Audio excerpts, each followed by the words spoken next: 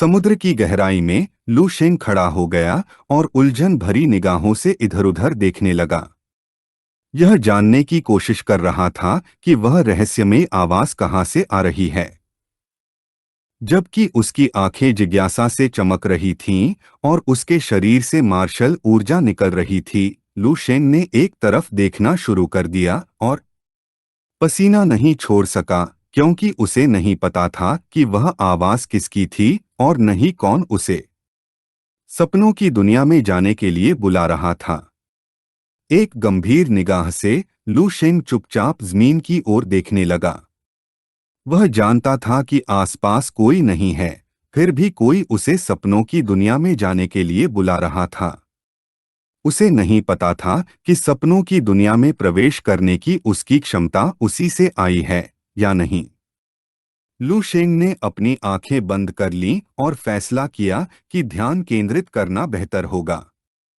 उन्होंने एक साथ बहुत समय बिताया था और वह जानता था कि वह व्यक्ति उसे नुकसान नहीं पहुंचाना चाहता था। इसलिए उसने सपनों की दुनिया में प्रवेश करने और एक नज़र डालने का फैसला किया।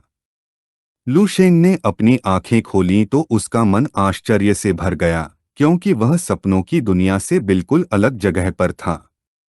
लू शेंग चुपचाप इस अजीब जगह पर विचार करने लगा। उसे नहीं पता था कि क्या हो रहा है। लू शेंग की आंखें डर और भ्रम से चौड़ी हो गईं, क्योंकि उसे नहीं पता था कि यह जगह क्या है, नहीं यह सपनों की दुनिया का आधार है। वह आश्चर्यचकित हो गया कि बर्बाद भविष्य कहाँ है। अब उसने खुद को ब्रह्मांड के बीच में पाया। ध्यान से देखने पर लू शेंग ने दूरी पर एक सुनहरे रंग का ग्रह देखा। उसकी निगाहें उस पर टिकी थीं। उसकी आंखें जिज्ञासा से भर गईं, क्योंकि उसे नहीं पता था कि वह क्या है। लू शेंग ने चुपचाप ग्रह का निरीक्षण करना शुरू किया और दृढ़ निश्चय से भरी निगाह से उसे देखने का फैसला किया। अपनी शक्ति का उपयोग करते हुए लू शेंग ग्रह की ओर बढ़ने लगा और जैसे ही वह पास आया, उसने देखा कि यह एक छोटा क्षुद्र ग्रह था, जो छोटे राजकुमार के ग्रह जैसा था। कुछ घंटों बाद लू शेंग ग्रह में प्रवेश किया और धीरे से जमीन पर उतरा। रात हो चुकी थी और हमारे लड़के के सामने एक घर था। उसकी नज़र उस पर टिकी हुई थी और शांति से सोचते हुए उसने महसूस किया कि यह छोटे राजकुमार का घर था। घर का आंगन फूलों से भरा हुआ था और बिना समय बर्बाद किए लू शेंग घर के पास गया और आंगन का दरवाजा खोला।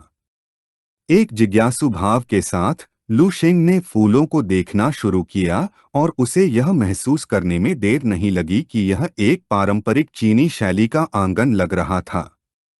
तभी हमारे लड़के की आंखें गंभीरता से चमकने लगीं, क्योंकि किसी चीज ने उसका ध्यान खींचा। हमारे लड़के के सामने एक टेबल के चारों ओर तीन आदमी बैठे थे जो चेकर्स खेल रहे थे। उनमें से एक ने माली के कपड़े पहने थे, दूसरे के बाल नारंगी थे और तीसरे आदमी के बाल लंबे थे। लू शेंग चुपचाप उस आदमी को देखने लगा। यह नहीं जानता था कि क्या हो रहा है।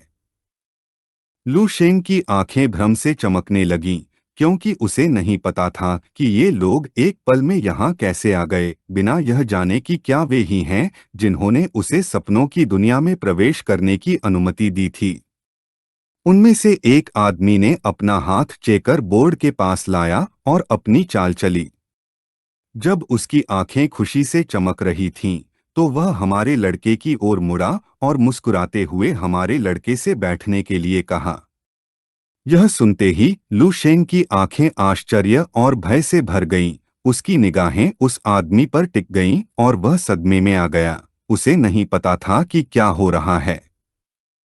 जब हमारा लड़का अपने विचारों में डूबा हुआ था, बूढ़े आदमी ने अपनी शक्तियों का इस्तेमाल किया और पलक झपकते ही लू शेंग उनके बगल में बैठा हुआ दिखाई दिया।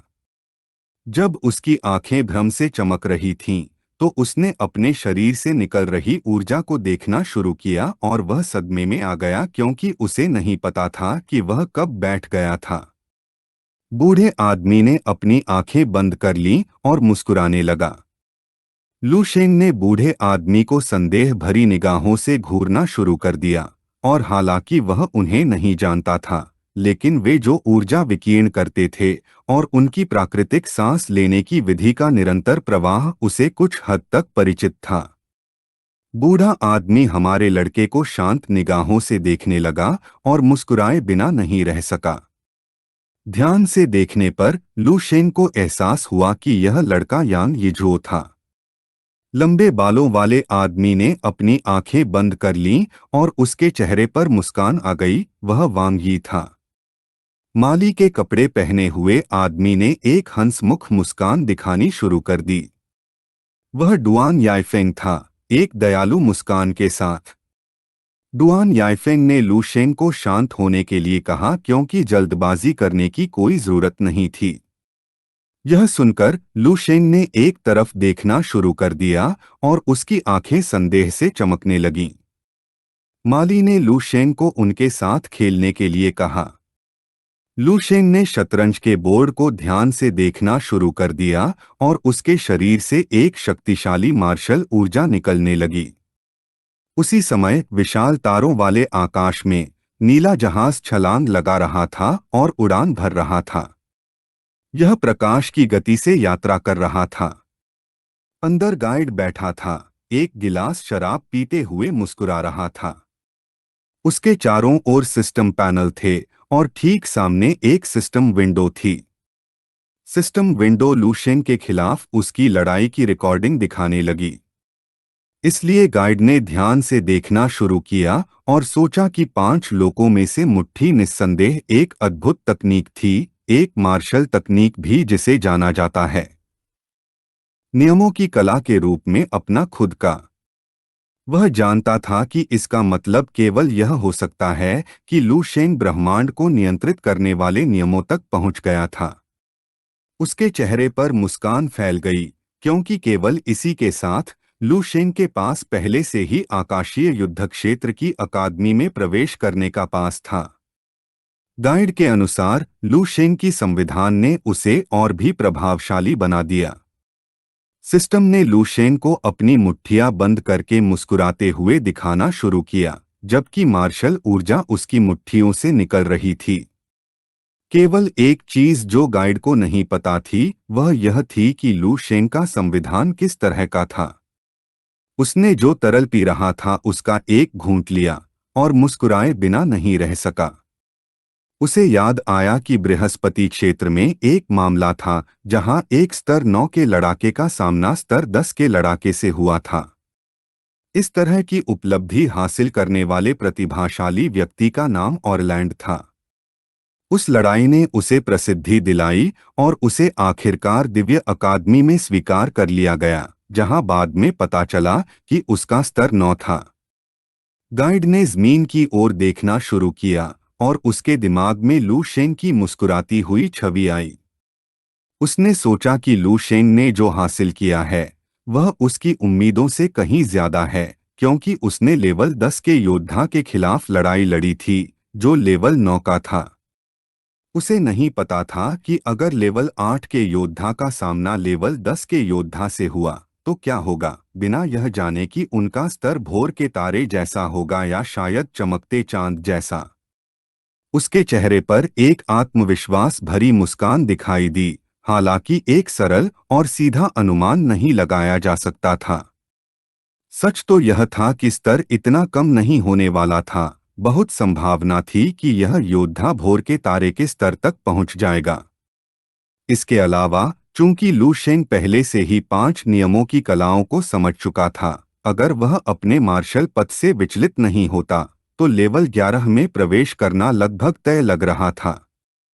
गाइड ने ब्रह्मांड में सबसे शक्तिशाली प्राणियों की कल्पना करना शुरू कर दिया। वह जानता था कि लू शेंग स्तर 12 तक भी पहुंच सकता है। उसके अनुसार यह कुछ भयानक था, क्योंकि उनके तारकीय क्षेत्र में स्तर 12 के बहुत से पात्र नहीं थे। उनमें से प्रत्येक एक पौराणिक और भयानक अस्तित्व था, यहाँ तक कि वह उन्हें देखने के लिए अपना सिर उठाने की हिम्मत भी नहीं कर सकता था। गाइड ने अपनी मुट्ठियां भींच लीं और उसके चेहरे पर मुस्कान फैल गई। वह खुश होने से खुद को रोक नहीं सका। क्योंकि इस बार उसने वास्तव में इसे हासिल कर लिया था। उसने सिस्टम विंडो का निरीक्षण करना शुरू किया और उसकी मुस्कान बड़ी होती गई। उसने कभी नहीं सोचा होगा कि यह नियमित मिशन उसे ऐसी शक्तिशाली प्रतिभा की खोज करने की अनुमति देगा। और इसके अलावा लू शेंग ने उसे 3 एहसान दिए थे। समय के साथ वे 3 विशेष ग्रह हो सकते थे। जब वह अपनी कल्पनाओं की दुनिया में डूबा हुआ था तो सिस्टम विंडो सक्रिय हो गई और उसके एक वरिष्ठ ने उसका ध्यान आकर्षित किया। यह सुनकर लैन चेंग अपनी ट्रांस से बाहर आया और घबरा गया। शांत नजर से लैन चेंग ने अपना हाथ बढ़ाया और अपने वरिष्ठ को झाओ लिन कहकर संबोधित किया, यह समझाते हुए कि उसके पास साझा करने के लिए अभी अच्छी खबर है। इससे पहले कि वह बोलना समाप्त कर पाता, झाओ लिन ने उसे बीच में रोक दिया और बाद में इस बारे में बात करने का फैसला किया क्योंकि उसे उससे कुछ जरूरी पूछना था।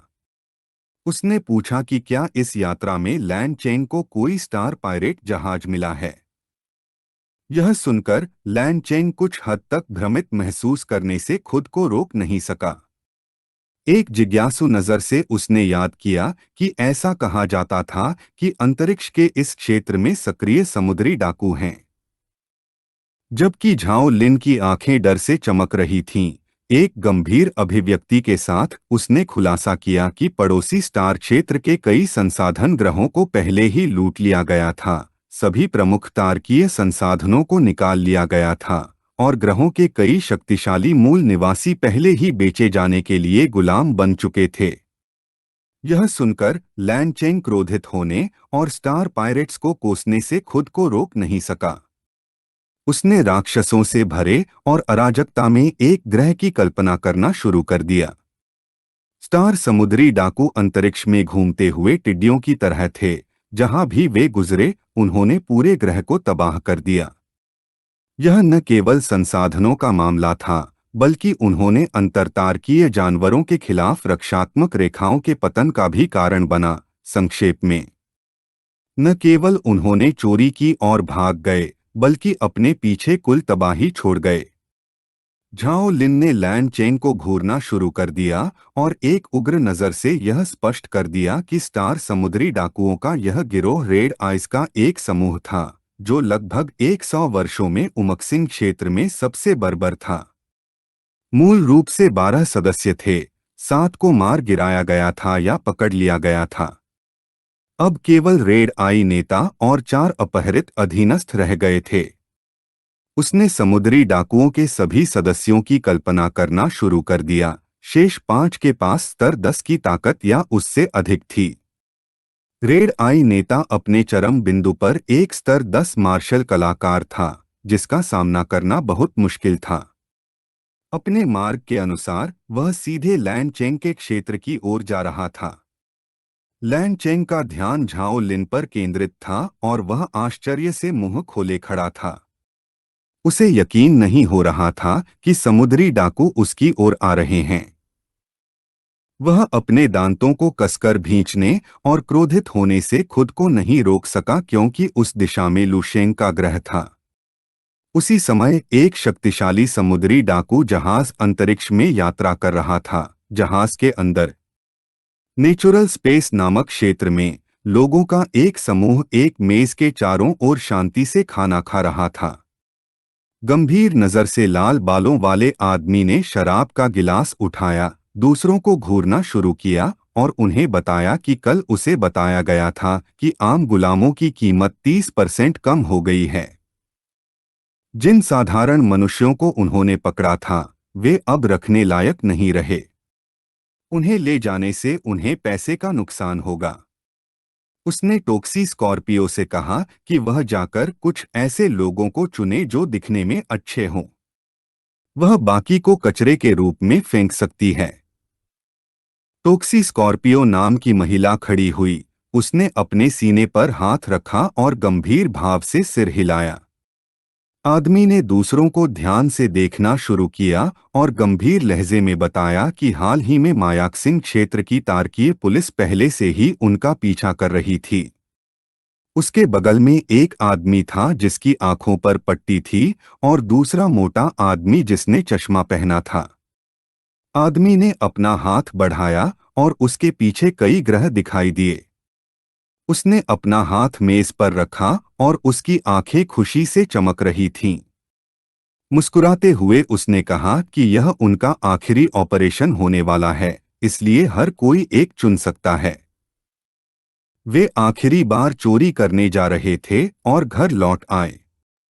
जिस आदमी की आंख पर पट्टी थी, उसने गंभीर निगाह से ग्रहों को देखना शुरू किया, जबकि मोटे आदमी की आंखें आत्मविश्वास से चमक रही थीं। उसने अपनी उंगली से ग्रह की ओर इशारा करना शुरू किया और मुस्कुराते हुए कहा कि उसने वह तारा चुना है। नीला तारा उस आदमी के सामने आया, जिसकी आंख पर पट्टी थी और वह आत्मविश्वास से भरा हुआ था। उसने नीला तारा चुना। उसने अपनी ठोड़ी को छूना शुरू किया और उसके चेहरे पर मुस्कान फैल गई, क्योंकि उसे याद आया कि यह उसके अनुसार नीला तारा नंबर 828462 था। यह एक सुंदर नाम था जो उससे मेल खाता था। उसने उस तारे को रखने का फैसला किया। इस वीडियो का अंत है। अगर आप लोग अगला भाग देखना चाहते हैं तो हमारे चैनल को सब्सक्राइब करें, वीडियो को शेयर करें और लाइक करें।